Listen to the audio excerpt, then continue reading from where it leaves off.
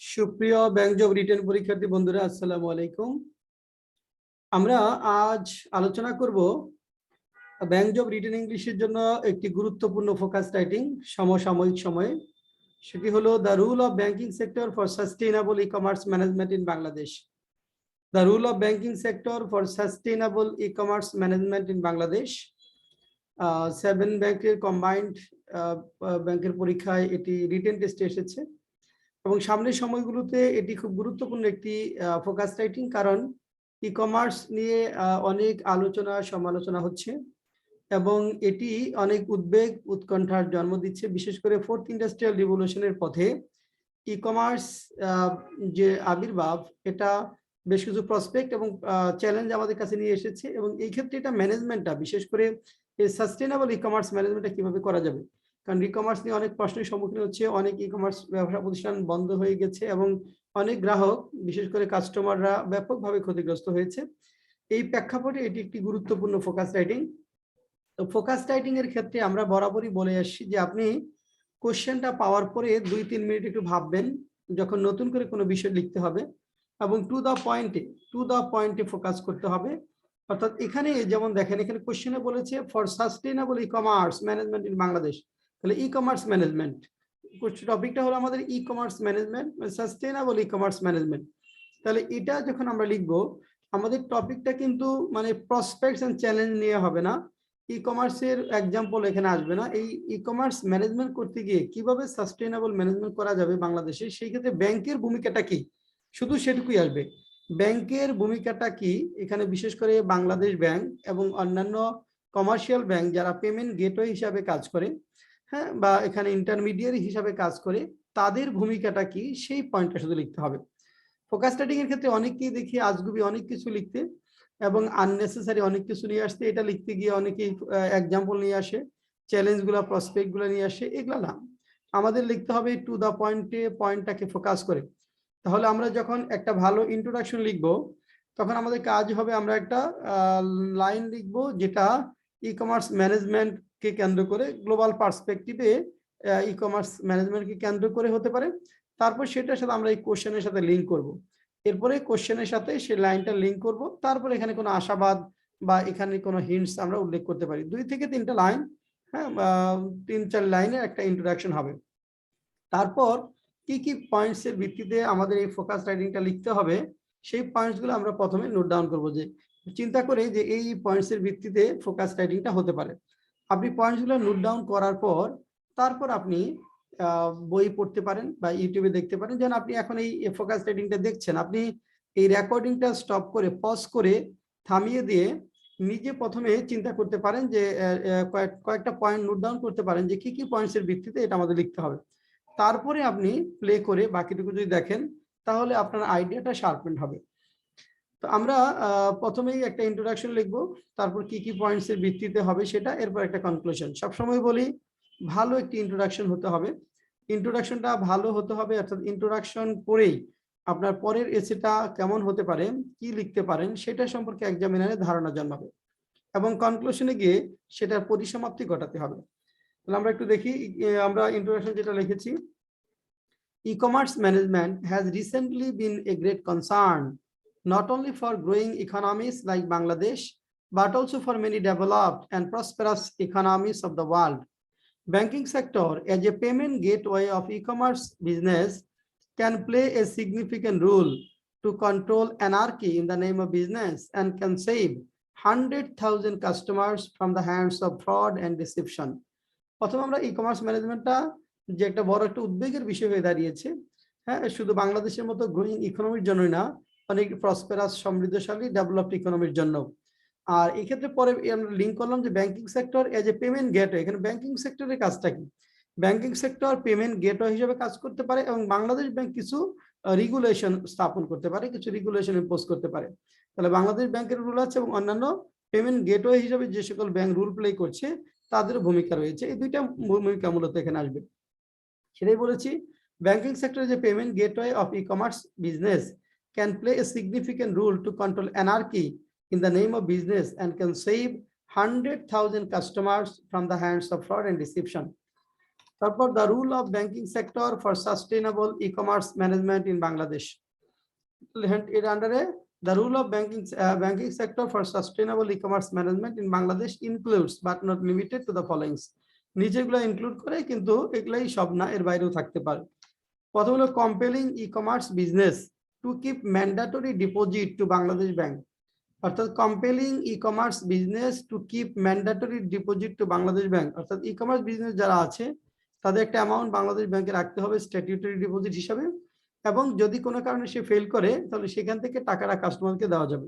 সেটা এখানে বলেছি যে Bangladesh bank as the central bank of the country and as a regulatory institute can compel e-commerce businesses to keep statutory deposit to Bangladesh Bank for the safeguard of the customers. If any e-commerce organization fails to provide products to the customers, money from this deposit can be used to compensate the affected customers. Leaving no option, তারপরে point, leaving no option for direct monetary transaction with the accounts of e-commerce organization. E-commerce organization যদি কাস্টমারদের কাছ থেকে তাদের নিজস্ব অ্যাকাউন্টে direct টাকাটা নিতে না পারে, তাহলে কিন্তু অনেকখানি এখানে আমরা ডিসিপ্লিন এনশিওর করা সম্ভব হবে। সেটা এখানে বলা হয়েছে যে the government may direct the banks working as payment gateways to ensure that e-commerce companies will no longer get payments before customers get their products.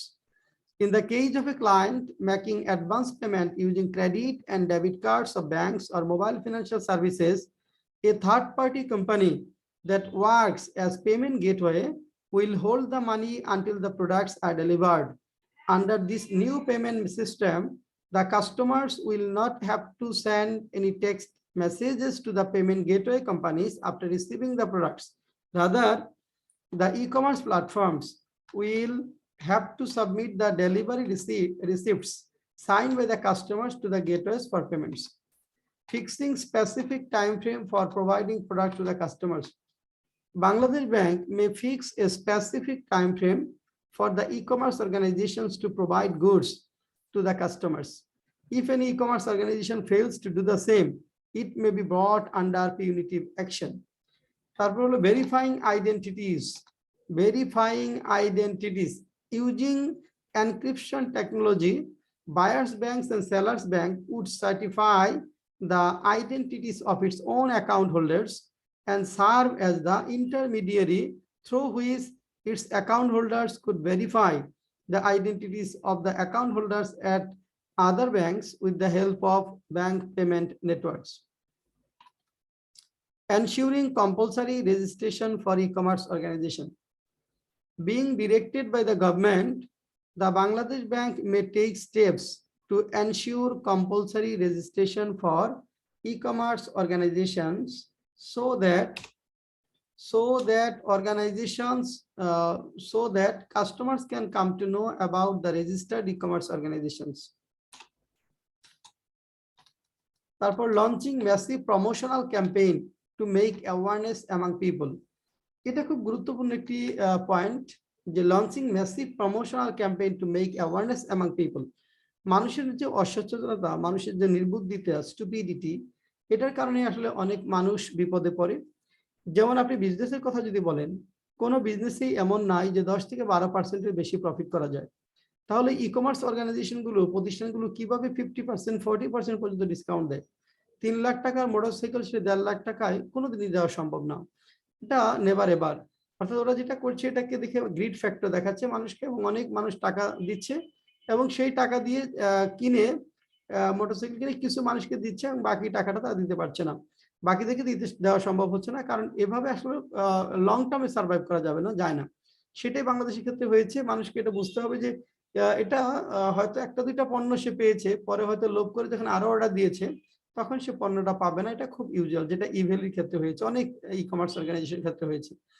তো এখানে লোভ সংবরণ করতে হবে, মানুষকে বোঝাতে হবে, কনভিন্স করতে হবে যে কোথায় কিভাবে বিজনেসগুলো করতে হবে। সেটার জন্য launching massive promotional campaign to make awareness among people. বলা হয়েছে Bangladesh bank under the supervision of the ministry of finance May go for massive promotional campaign to make awareness among people so that the existing and potential customers can gain minimum knowledge about e-commerce businesses and can buy products only from registered e-commerce organization. এরপর একটা ভালো conclusion লিখবো আমরা, একটা smart conclusion. Conclusion লেখার সময় আমাদের মনে রাখতে হবে ইন্ট্রোডাকশন এবং কনক্লুশন যেন একই রকম না হয়। অর্থাৎ ইন্ট্রোডাকশন যেমন এসেটা পড়ার সম্পর্কে আগ্রহ জন্মাবে, কনক্লুশনে সেটার পরিসমাপ্তি থাস্টার স্যাটিসফ্যাকশনটা হবে। যেন আমরা যেটা লিখেছি দেখেন, in conclusion it can be said that e-commerce businesses in our country are in such a state where many big and small entrepreneurs are striving for goodwill by ensuring quality and on-time delivery, while many others are offering hefty discounts and are getting failed to deliver products despite taking full payment in advance. দেখেন অর্থাৎ বাংলাদেশে e-commerce বিজনেসের যে বর্তমান যে স্টেটটা সেটা এখানে আলোচনা করা হয়েছে। সেটা কি যে কিছু প্রতিষ্ঠান আছে বড় এবং ছোট যারা গুডউইলটা ধরে রাখবার জন্য, সার্ভাইভ করার জন্য কোয়ালিটি এবং অন টাইম ডেলিভারি দেওয়ার চেষ্টা করছে, অপরদিকে অন্যরা কি করছে যে হ্যাফটি বড় ধরনের ডিসকাউন্ট অফার করছে এন্ড আর গেটিং ফেল, ব্যর্থ হচ্ছে to deliver products despite taking full payment in advance, অর্থাৎ ফুল পেমেন্ট অ্যাডভান্স নেওয়ার পরেও। To manage this chaotic and disorder situation, এই chaotic এবং disorder situation ম্যানেজ করার জন্য banking sector under the direction of the government can compel the e-commerce organizations to comply all the rules and regulations and bring back sound business environment. একটু সুন্দরভাবে আমরা conclusion লিখেছি। এইভাবে আস্তে আস্তে লিখতে থাকবেন, পড়তে থাকবেন, কিছু কিছু কনক্লুশন ইন্ট্রোডাকশন মেমোরাইজ করে নিতে হবে, তাহলে অনেক ভালো লেখা যাবে। তথ্যগুলো হতে হবে এক্সাক্ট, এখানে অনুমানের উপর ভিত্তি করে লেখা যাবে না। নলেজ লেভেলটা বাড়াতে হবে এবং স্ট্রাকচারাল ইফিসিয়েন্সিটা বাড়াতে হবে। স্ট্রাকচারাল ইফিসিয়েন্সির জন্য আমরা আমাদের ক্লাসে ছাত্রছাত্রীদেরকে how to learn written English বইটা পড়িয়ে থাকি এবং ভোকাবুলারির জন্য usable vocabulary for BCS and bank written এই বইটা পড়াই। তো আমরা এই ফোকাস রাইটিংটা আমাদের Facebook group @English carnival with Mostafa sir এবং ফেসবুক পেজ @পাথওয়ে টিউটোরিয়াল, অর্থাৎ ফেসবুক পেজ হলো আমাদের পাথওয়ে টিউটোরিয়াল, ফেসবুক গ্রুপ হলো English carnival with Mostafa sir. এই ফেসবুক গ্রুপ এবং এই ফেসবুক পেজে আমরা এটা পিডিএফ দিব, আপনারা সেখান থেকে পিডিএফটা সংগ্রহ করতে পারবেন।